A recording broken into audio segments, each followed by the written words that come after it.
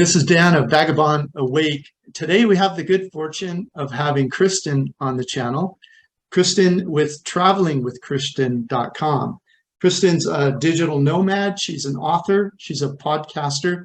She's a best-selling author just this month. And she's a location independent entrepreneur. And she's an international relocation expert. And she teaches people how to make money online. So she's a very busy person. And we'll drill down on all of that in this interview. But let's, Kristen, welcome to the channel. Thank you so much, Dan. I've been a fan for so long, and I've put you in some of my videos before. I know that you saw them on retiring abroad. So it's nice to be here face to face and chatting with your audience. So I'm sure we have a lot of the same people in our communities. Yeah, it's great to have you on the channel. I've watched you for years too, and it's been fun to see how creative you are. So welcome to Vagabond Awake. Thank you. But you're also a podcaster. What's your podcast about? My podcast is called Badass Digital Nomads. So what I realized in my travels was that everyone was becoming a digital nomad or location independent in a different way. Like, there's a framework to it and there's a science to it. Like, there's a few different paths to achieving this freedom, depending on what you do for work, what your goals are, and where you want to live. And so I just wanted to tell the story of all the really cool people that I was meeting that no one had heard of. And I would just have these amazing conversations with people in transit or in a different country. And I was like, I should have a GoPro strapped to my head, like one of those like GoPro straps, and just record everything that's happening and all of the people I'm talking to, because they're so cool. So that was the idea, to do the podcast. And it kind of all happened at the same time when I made that decision. It was back in 2017. It was like May or June of 2017, after I had been traveling for like already practically 15 years at that point, is I made the decision to not just travel for me anymore, or not just help my one-on-one consulting clients, but to just start sharing what I was doing and how I was doing it with the world. And so I bought a camera, I bought a GoPro, and I just started documenting everything I was doing. And so for the rest of 2017, I filmed all of my travels. I learned how to edit videos and put them on YouTube. And I started interviewing people. And so I built up like this bank of interviews that then turned into the podcast. So really, like, Traveling with Kristen and Badass Digital Nomads started with just a decision to go public with what I was doing, because why keep all of this information for myself when I could see clearly that there's a way that like normal people can live extraordinary lives, and that thousands and thousands and maybe millions of people were already doing it, but no one was talking about it. And so, yeah, I ended up with a bunch of videos and live streams on my YouTube channel, Traveling with Kristen. And then now Badass Digital Nomads has been a podcast for more than 3 years and 163 episodes so far. And yeah, that's pretty cool. So we started just with nothing, and then now people listen from almost every country in the world. The next generations that are growing up, they're growing up with all of this being their reality from day one. And many of us who are adults today, we grew up with one foot in the old way of living, and then we somehow became the pioneers of this new way of living. So we didn't have any examples of people to look to of like how to do this. It was like the people that were living very nomadic lives or very untraditional lives or lives of freedom, explorers or nomads, and people, like, they didn't have blogs to tell us how they were doing it. Like, they were just doing it and no one knew about them. Or maybe they wrote a book or something, but yeah, there was just no internet to spread the word about what they were doing. So yeah, we're at this very dynamic and precarious time where each person has to give themselves permission to do what they want to do, because they're not going to get that justification externally. And so you have Vagabond Awake. Hopefully, like, people are waking up to this moment and this opportunity to do what they want, regardless of what the rest of the world is doing or what their parents are doing or what their friends or their colleagues and coworkers are doing, because it'll be such a shame to like look back and be like, oh man, like I could have done all of these things, but I didn't know that I could really do it. And so I'm here to tell people like, yeah, you can do it. Yeah, that's the great thing about your podcast. These are real people and they're telling their story in their own words. And you know, if you listen to enough of them, you realize, wait a second, you know, that could be me. Yeah, there comes like this critical mass. And I think that's what clicks in your brain is it's not necessarily like one story that you hear, but I think when you watch content on YouTube and when you listen to podcasts and you read people's blogs and you join these communities and Facebook groups and forums, it's like this accumulation of knowledge. At some point, there's like a tipping point and then there's like this mindset shift where you all of a sudden like see the light and you realize, wait a second, I can do this too. And so even though I've traveled to 60 countries and I've met thousands of people who are travelers, like with each conversation you have and each person you meet, you pick up like an idea or an inspiration or a tip that you can apply in your own life. And that's just part of the journey of life, in my opinion. For those that maybe aren't so familiar with the term, what is a digital nomad, and when did you decide to write a book that it just went #1 in the business travel category? Once I heard the term digital nomad and realized that I was one, I was like, well, here's something that no one's really written a book about. And I could do that because there's not really any books out there about it at the time. This was like 2015 or 2016. And so I had these ideas in my Apple Notes about a book on how to become a digital nomad. And I started writing it and I got this this free PDF from Tucker Max, who's the guy who wrote I Hope They Serve Beer in Hell. Did you ever hear about that book? No. Oh, I never read it, but I remember seeing it. It was like a New York Times bestseller, like massive hit. And somehow he was on my radar and he wrote this book, like ebook called Book in a Box. And it was like teaching people how to write a book about any topic. And so I read his PDF and I started writing my book in like 2016, 2017. But then I was fully nomadic. So I was traveling around and I like wrote a few drafts of the book, but like I had no idea what I was doing because I had never published a book. And so I just never published it. And then I realized, you know what, I think this book would be better as like a dummies book. Cause like, let's make it really easy, like how to become a digital nomad for dummies. And so I found out who the publisher was of the Dummies brand of books. And I sent them a book proposal in 2018. And they didn't, they didn't want to publish it then because I think it was still too early and people weren't really familiar with the term digital nomad, even in 2018. And so it wasn't until the pandemic happened and there was this surge in remote work that the general public took more notice of, okay, remote work is here, remote work is a thing. Oh, and there's also this section of people that are being digital nomads. And so I re-presented the book proposal. And at that time, they had a real point of reference for it in their own lives because their publishing company had gone remote and then all of them were working from home or they wanted to travel. And so I think it was more of like a timing thing. So it was like one of those things, like anything in life, if you have an idea to do something or a dream to do something and you don't do it, it just sticks with you until you actually do it.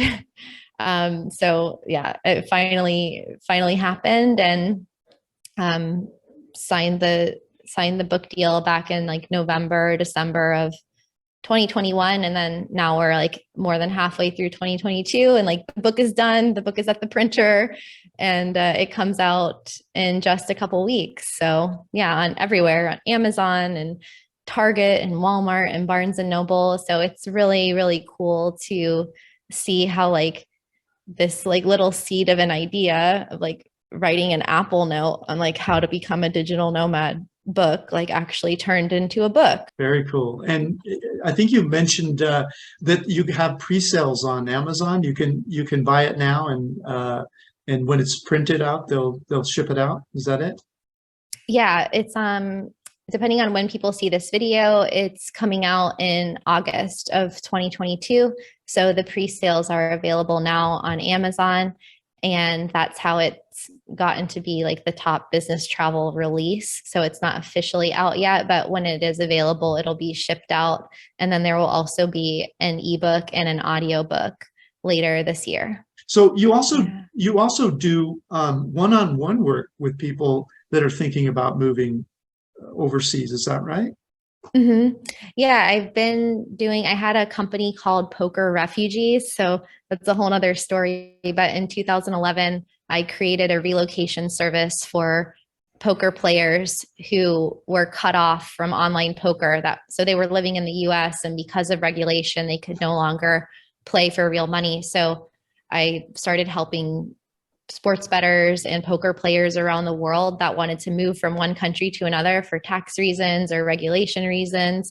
And then I also was helping other types of people like retirees and personal trainers and people that wanted to move to different countries, just one-on-one.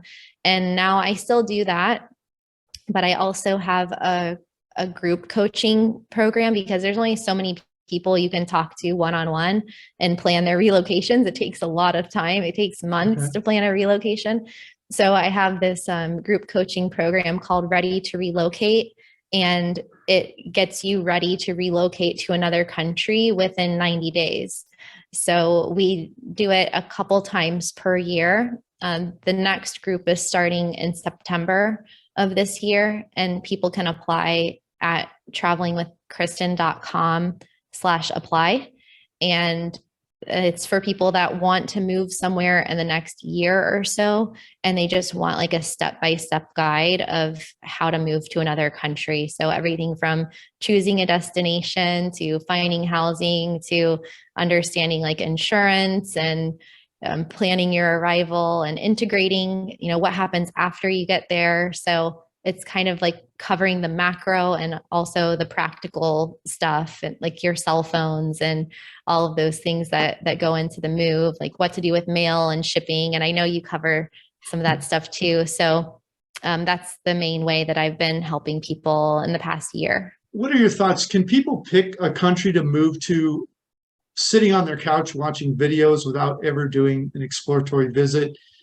And if not, what sort of process do you think people should follow to make sure that they're successful at the place they pick? I think that you could do both. So even though I used to work in real estate and I would sell properties, I came to the conclusion that people should definitely rent properties in different countries before they buy, because I saw so many people, retirees coming from different countries to Costa Rica, and they would do an exploratory trip, but it was very short. And they would only do the trip to be able to buy the property. And then it might take months or even the first year before they really felt like they had a understanding of where they were living and what the culture was like and everything. And sometimes they decided they wanted to live in a different part of the country, or they wanted to live in a different country altogether. So I think that exploratory trip is really important if you've never been there.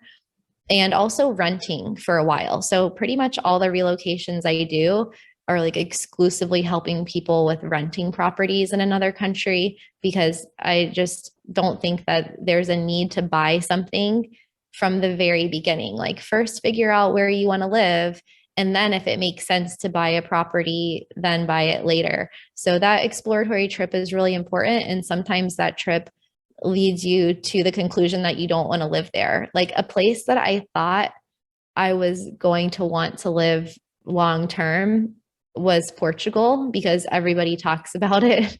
And I thought, okay, well, I'm going to love it because everyone else loves it. And I went to Lisbon for like a month, and I just didn't feel any emotional attachment to it. And so I haven't explored like the rest of Portugal, and I'm sure there's other places that I might like better. But there's like places that you get off the plane or even before you get off the plane, and you just know that you're in the right spot and you know that you're going to like it there, and you haven't even met anyone or seen anything yet. And then there's other places that you think that you're really going to like, but then you just kind of feel ho-hum about it. And I think that can happen when people watch a lot of videos, that they build up a place in their mind, like this is going to be the place for me. And then they get there and there's a misalignment in their expectations.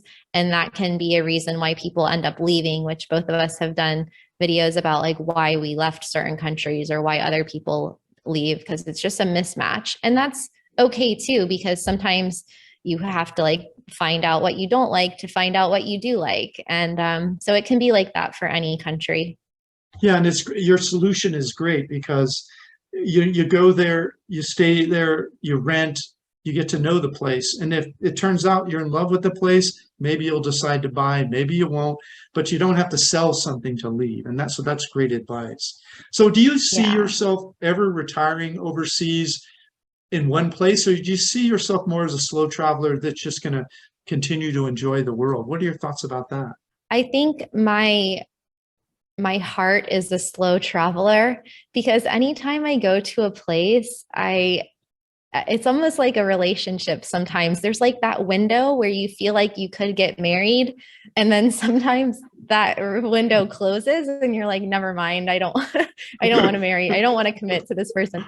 And that's kind of how I feel with places. Like there might be a term of like, it could be even years. Like I felt really at home in Miami for the first year or so that I was here during the pandemic. And I thought maybe I'll buy a place in Miami.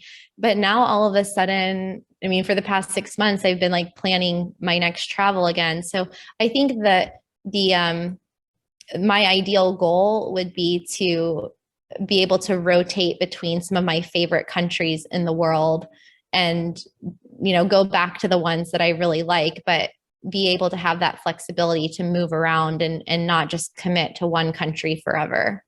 That's great. In one of your videos, I heard that maybe at an early age, you realized that you wanted an unconventional life.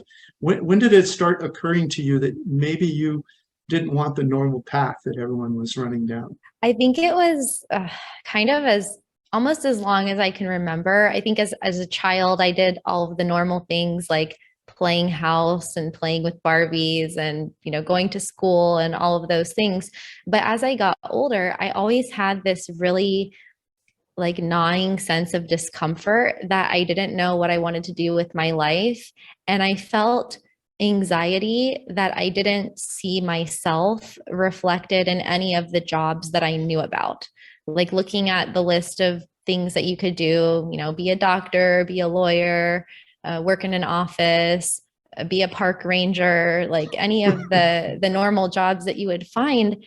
I didn't think that any of those were for me. And so going through middle school and high school, I just always had this feeling in the back of my mind that like I didn't fit in. Even though I fit in, I didn't. Like I had friends at school and things like that and played sports, but I just always felt like there was something like weird about me.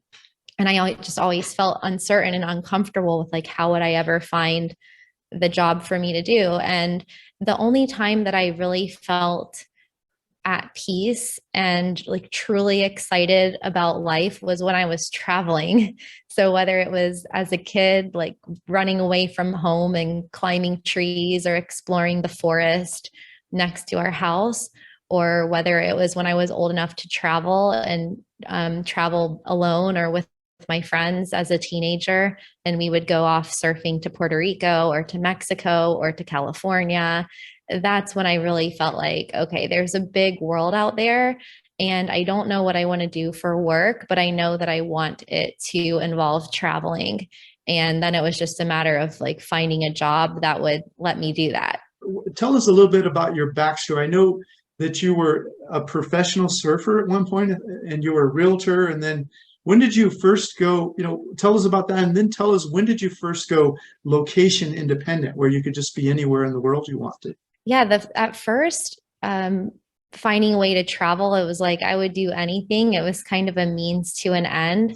So my grandparents both worked for Pan Am Airlines in Miami, and my grandpa was a pilot and my grandma worked in the office. And so growing up, I always looked at all of their travel photos, and my grandparents paid for me to go on my senior trip to Italy. So that was my first time going out of the country. So after that, it was just like, how can I earn money that I can spend on travel? And so as a teenager, I did as much as I could. I started working at 14 years old, learning how to be a lifeguard. And so I was a lifeguard all throughout high school and college, which paid pretty well at the time. I think I was making $6 or $7 an hour, which is a lot when you're 15. And I just saved all of my money for travel. And then after that, it was through surfing. So it wasn't necessarily that I was getting paid a lot of money to surf, but through surfing, I could win prize money at the competitions, and I could get sponsors that would provide free stuff or free trips, free surfboards and product and things like that. And then I would also earn money. This sounds so outdated now, but when my pictures would appear in surf magazines, I would get a commission from the sponsored company. So if their logo was showing on my surfboard, I would get like this photo credit. So that was kind of some of the ways that I made money. And then when I was in college, I went to the school that offered me the biggest scholarship, which was UCF in Central Florida in Orlando, and then joined the surf team there. And so that covered most of my costs, like my housing costs, my tuition, things like that. And then I parlayed that into a study abroad program.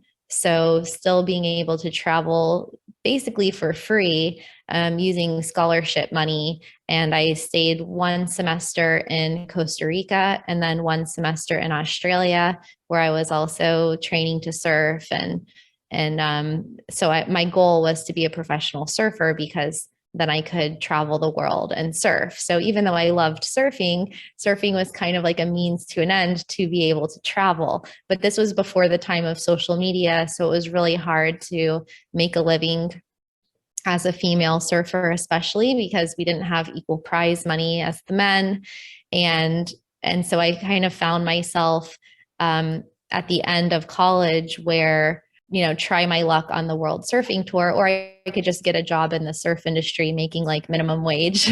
And then I would probably be working in a cubicle office in California or something like that. And that didn't sound very good either.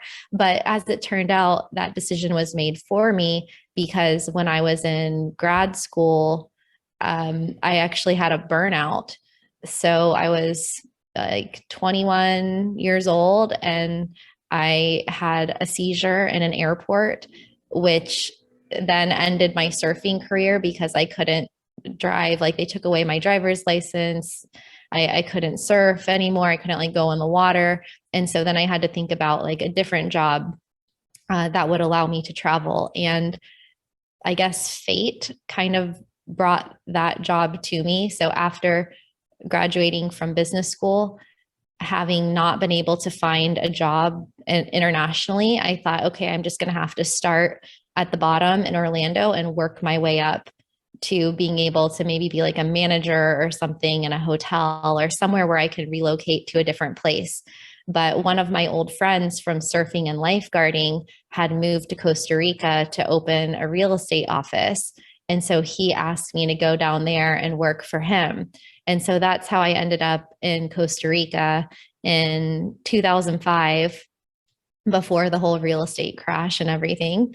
And 1 year turned into 2 to 3 to 7 or 8. And that was the job that gave me the means to not just live abroad, but like you, to be able to take time off and to travel to nearby countries, and sometimes not so nearby. Like I would take a month off and go to Europe and then come back. But it was always hard to like stop working and then start again, especially in real estate. So it really wasn't until I quit real estate to work for myself and do relocation consulting in 2011 that I realized, with technology, there's actually no need for me to stay in Costa Rica. I can live anywhere in the world. And so that's when I started traveling and living abroad full time, like more nomadically. And when I realized that there were other people doing the same thing and that they were called digital nomads. And so even though I had read the 4-Hour Work Week back when it came out in 2007, there still wasn't like a terminology for digital nomads that I knew of until like 2012, 2013. That's when I first heard about it. And yeah, I just continued after that, because once you have that freedom, it's like, why go back to like a traditional job of, even though I was living in Costa Rica before, I was working in an office. So even though I drove a 4-wheeler to get to the office and I had a view of the ocean, I was still in an office every day. So I think just having that location freedom and being able to work from whatever home you want in whatever country you want is just something that once you experience it, it's hard to go back. Well, Kristen, it's been really fun having you on the channel. Everyone, I'm going to put all of the links that Kristen shared with you below the YouTube video in the notes below. Head on over there and check out her stuff. She's very fascinating, and it's been fun meeting you virtually for the first time. I've watched your videos for years, and thanks so much for joining us, Kristen. Thanks, Dan. And everyone can come over to my channel to watch my interview of you too. Oh yeah, that's great. Take care. Bye, everyone. Bye-bye. Hey, if you liked our video, please like, comment, or subscribe. Any of that would help our business. Thanks so much. Thank you so much. Click the link in the notes below this video to get a copy of this content. Plus, grab a free copy of my ebook, How I Fired My Boss and Traveled the World for 13 Years. While you're there, check out our catalog of retired cheap reports all over the world and our hobby income course that we just released. Thanks so much.